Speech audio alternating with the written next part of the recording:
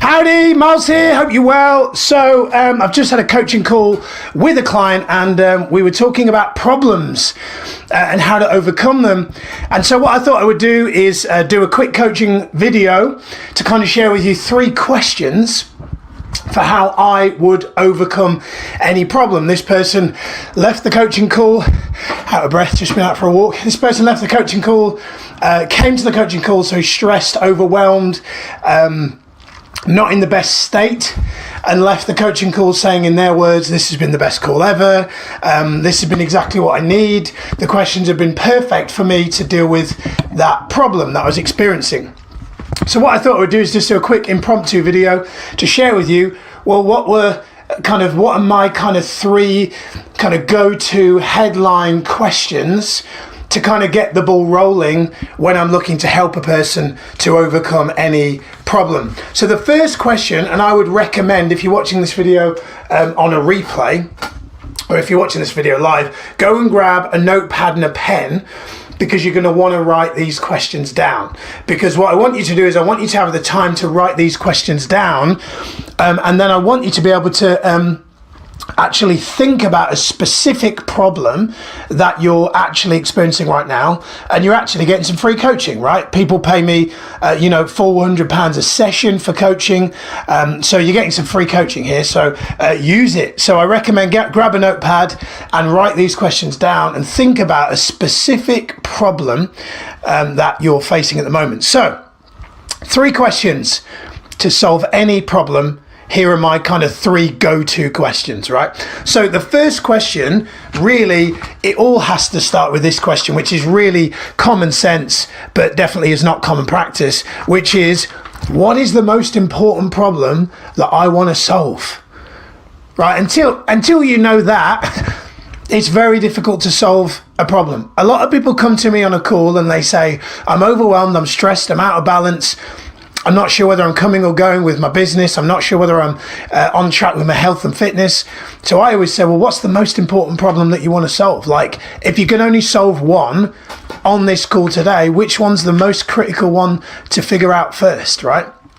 Because often what happens in our brains is overwhelm or stress or worry or anxiety kind of kicks in because we're trying to focus on too many things at once. There are multiple component parts to life, but if we're trying to fix all of them at the same time, it's not easy. And that's what people talk about what creates overwhelm, trying to do too many things at once, right? So the first thing you got to do is decide right now on this call, on this video, if I could only, okay, Miles is telling me to pick one. Just pick one. Oh yeah, but it's my business is not working the way I want, and my health. Okay, which one is the most important one? Because I'm telling you, if you figure out which is the most important one you want to solve, you can often fix the other one as a byproduct. So for example, some people come to me, a lot of my clients are business entrepreneur types, and they'll say the biggest problem they need to solve is their business. Then when I coach them around their their health, it's not where they want it to be. Like they're not getting up early, they're not drinking enough water, they're not getting enough sleep, they're not working out on a consistent basis. So I say to them, the first thing you need to do is put yourself in a good state, right? And the best way to do that is exercise. We all know that, right? So that's why I often say, check in with yourself and really be honest about what is the most important problem you want to solve. Next question number 2, make sure you write this one down. I love this question. It often triggers people. I would say a lot of my clients don't like this question, but whenever I say it to them, they kind of get why it's actually very important, and probably, although they don't like it initially, they recognize that this question probably serves them more than most. So the next question is, what do I need to change first? The situation or the way I'm approaching it? So what do I need to do? What do I need to change first? Forgive my writing. Do I need to change first the situation or the way I'm approaching it? Make sure you got that written down. And you go, why is that question so important? Here's why this question's important. Because most people approach a problem as if the solution is outside themselves. Now, maybe if you've never heard the story of Wayne Dyer, spiritual legend, God bless him, the late great Wayne Dyer, tells a story. It's an anecdote, it's a pretend story. He tells a story of losing his keys in the house. And the lights have gone, the electric's gone. So what he does is he goes outside the house to try and find his keys. And his neighbour approaches him. He says, "Hey Wayne, what are you doing out here?" And of which Wayne says, "Well, I've lost my keys, and there's light out here, so I'm looking for them." And his neighbour says, "Well, where did you lose them? Where did you see them last?" He says, "Well, they were in the house." His neighbour says, "Well, why are you looking for them out here?" And he goes, "Well, because there's a light out here. It's dark inside." And then Wayne goes on to say, isn't that often how we approach our problems in life? By looking for solutions on the outside rather than looking on the inside. So it's really important to recognize that often when we have a problem or a challenge, that the first things that we really need to change or address is our attitude, is our state, is our mindset. I used to do pure business coaching, and the reason why I moved away from it is because most people were coming to me saying, "I've got this business problem, I need to get more ads, I need to get more leads," and all this kind of stuff. In actual fact, and it's the same with me, just to be clear, I'm not sat up on my fucking metaphorical guru seat, right? It's the same with me. Like, I'll say, this is my problem. It's not my problem. My problem is generally 99 times out of 100, my attitude, my state, my mindset, the way I'm looking at the problem. Until you change the way you look at things, as Wayne Dyer again says, I'm dropping some Wayne bombs here, hope you're enjoying it. Until you change the way you look at things, the things you look at will never change, right? So important that you recognize that your attitude probably needs changing before the situation. And the third question to help you to solve any problem is, what are my expectations in this situation?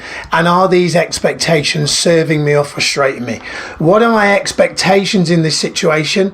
And are my expectations serving me or frustrating me? The reason why this is a great question is it's a little bit like a kind of a big brother to the previous question. You know, something Tony Robbins says, which is trade your expectations for appreciations and your whole life transforms. Now, for me, when I fully integrated that, trade my expectation for appreciation, it totally transformed me. Because and often what happens, and I had a call with a client yesterday who had a challenge, he had a problem, and his problem, in hindsight, where he recognized by the end of the call, he said, "Miles, I realized the problem wasn't the problem. The problem was," so basically what happened was, he was expecting to get a sale by, I think it was like the 15th of November or something, big sale, right? An invoice is sent. It turns out now that the client can't pay it, cash flow reason or something, and they've agreed it, they've got an agreement, but can't pay it till the middle of December. And that's affecting my client's ability to do certain things he wanted to do, kind of marketing wise. So the problem in this situation is he had a high expectation which was outside of his threshold of control.